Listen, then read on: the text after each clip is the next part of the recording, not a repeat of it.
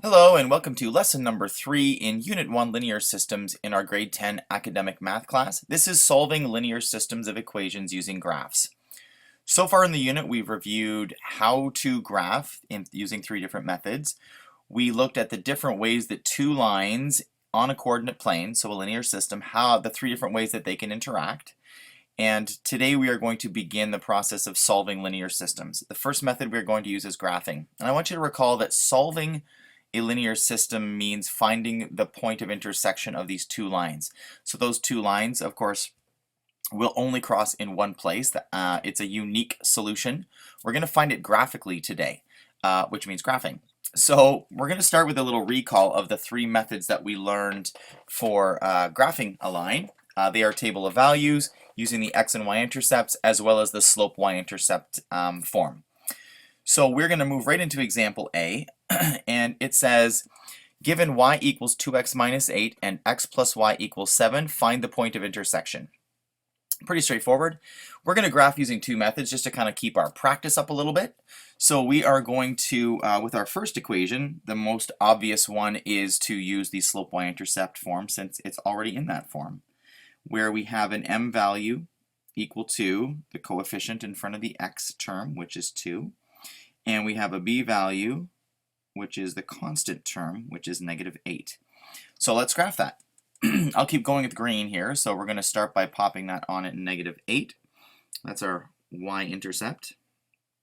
There we go. Now our slope is 2, which means for every 1 we go over, we go up 2. So I will map that out. Over 1, up 2. Another dot. Whoops. Stop that. There we go. Over 1 plus 2. Over 1 plus 2. I'm just going to keep doing this by hand until I can kind of get a sense of where it's going. And then I'm going to actually endeavor to draw a line through it using the notability I have here. So let's see if I can get it going on. Nope, that's not the right spot. Let's see how we do here. There we go. All right, we got a straight line going on. That's pretty close to where we want to be.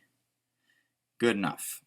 Okay, so we are going to put some arrows on our line, since in theory this line will continue off in both directions forever. I'm going to hold off on labeling the y-intercept just yet. I just don't want it to get in the way of the other line, but I will label this equation. Y equals 2x minus 8. There we go. Okay, first line graphed, looking good. Let's look at the second equation we have. It is x plus y equals 7. I think the best one for this would be to use the x and y intercepts, where we are going to start by setting x equal to 0 in order to find y.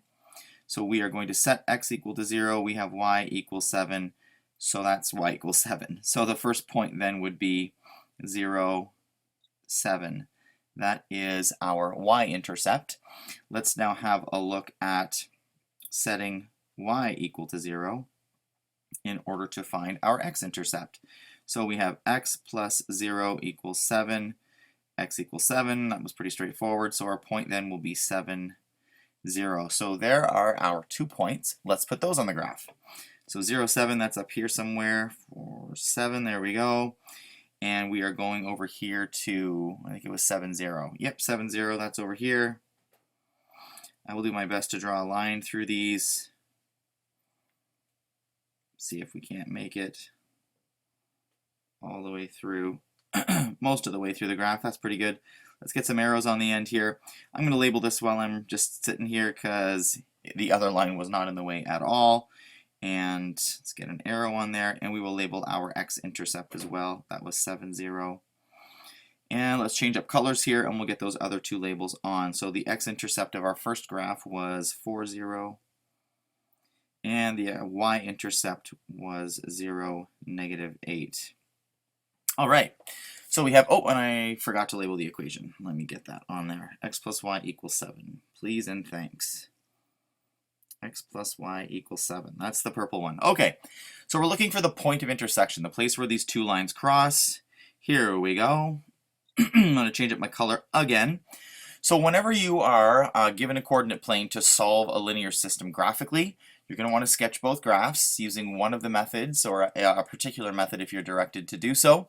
Once you've got the lines drawn on there, you want to label the lines, label any X or Y intercepts, assuming they go through integers, no guesswork, and now we can see the place that they cross is right here. And I'm putting a really substantial dot on there so that everybody can see it. What point is that? That is 0.52. And in order to sum this up, it is good form to include a little therefore statement. So therefore, the solution is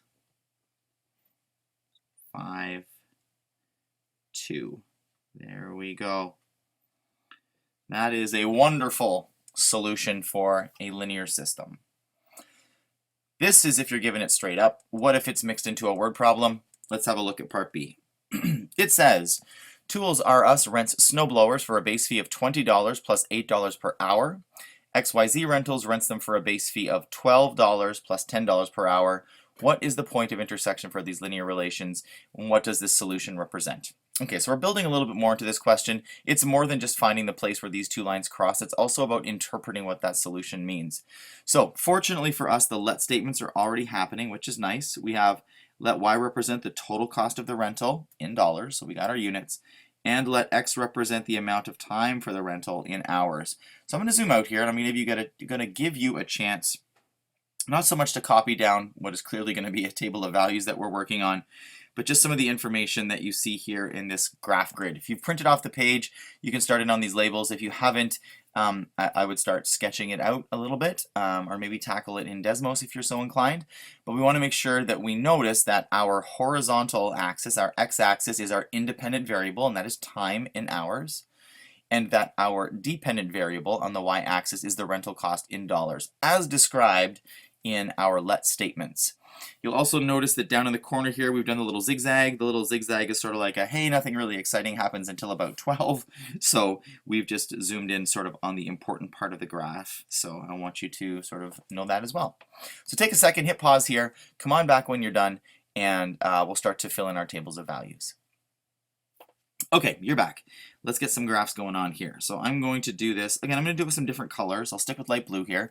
So tools R Us, it was y equals 8x plus 20. So a way to think about this is at 0 hours, if you don't want to be using our equation, at 0 hours, how much did it cost to have the, was it a snowblower? Yeah, it was a snowblower.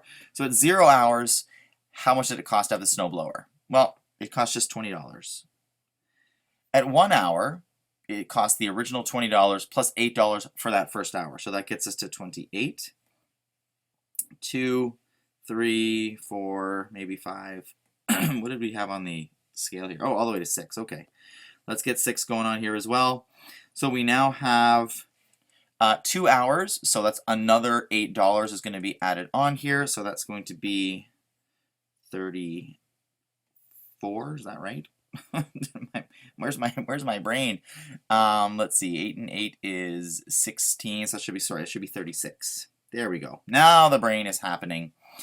And for the next one, we are going to jump another 8, and that's going to give us 44. And then we are going to jump another 8, and that is going to bring us to 52, and another 8, and that's going to bring us to 60, and another 8 is going to bring us to 68. So there is our first table of values. I wasn't using the equation, I was just sort of using common sense. So let's start by putting these on the graph. That was 0, 20. There we go. And then we had 1 and 28, I believe it was. Yep, 1 and 28. So each of these is going up by 2, so 28 will be here. And then it was 2 and 36. So let's get 2 and 30, 2, 4, 6. There we go. And 3 and 44. 3 and 42, 4. And 4 and 52. All right, oops, lost my 4. 4 and 52. And 5 and 60. And then I'm actually out of graph space apparently, so we'll stop there. 5 and 60 right at the top. Hopefully I've lined that all up. Okay, let's draw, oh, I don't think I did. It doesn't look like a super straight line. Let's draw a line through it and see how we did. Start here, work our way up and through. Oh, I was just offside. Oh, I made a mess of that. Hold on. I missed that one. It was one sort of off to the side. Let me scooch that into the right spot. 4 should be 4 and 52. There's 4, 52. There we go. I think I was one off to the side on that one. That's looking a lot better. All right, let's get that straight line happening. Aha, much better. Okay, there we go. That's our first one. Let's create our table of values for the second one. Let's use hot pink, because why not? So in this case, for 0, 1, 2, 3, 4, and 5, we are going to get $12, again as indicated by our constant value here. And then it goes up by $10 every hour. So this one's a little bit easier to do the math for my brain anyway. So that'll be 22, 32, 42, 52, and 62. So it looks like we're going to run out of gas on that as well. So let's start by graphing this one. We're starting at 0, 12. That's right here. And then we're going to 1 and 22, which is here. 2 and 32, which is here. And 3 and 42. That's right here. And 4 and 52, there's our point of intersection, awesome. And then the next one's actually 62, so that's kind of up here somewhere. All right, so let's get a straight line happening on XYZ as well. There we go, pretty close. Looks like my estimate was a little bit off. Okay, so here we have made two tables of values and we've graphed it. So we want to know what the point of intersection is. Again, here I'm going to change up my colors and get that point of intersection really significantly colored. I might just even circle it on this one right here since I've already got two dots happening in there. And we are going to label this. So this point was 452, I believe. Yep. So that's 452. We're going to label that on here. We should, in order to keep good form going, label our y-intercepts here as well. So that's going to be 0, 20, and that's going to be 0, 12. I'm going to forego labeling the equations just for time, but you should also do that probably in case you don't have yours color-coded like I do. So what is the point of intersection for these linear relations, and what does this solution represent? So what I want to point out is that our solution has an x and a y component. We have an x and we have a y. And what does the x represent? Well, if we go all the way back to our let statement, we know that the x represents the amount of time. So when we see a 4 there, that means 4 hours. And we recall that the y value, that's the total cost, and that was the 52. So what this means for this particular question is, therefore, it costs $52 for 4 hours. And at that very specific moment, it costs $52 for 4 hours for both companies.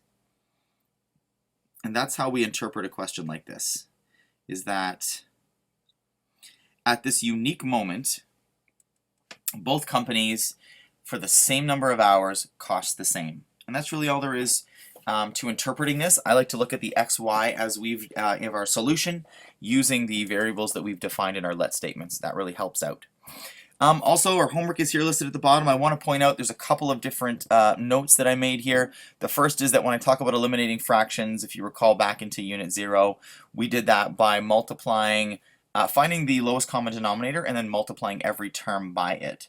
Similarly, when you're working with decimals, and I don't know that we went over this, if you wanted just to get rid of the decimalness of a question, you can just multiply every term by 10 or 100 or 1,000, whatever you need to multiply by in order to remove all the decimals. Yeah, it'll make some of your numbers bigger, but at least you won't have to tackle the decimals if you don't want to roll that way.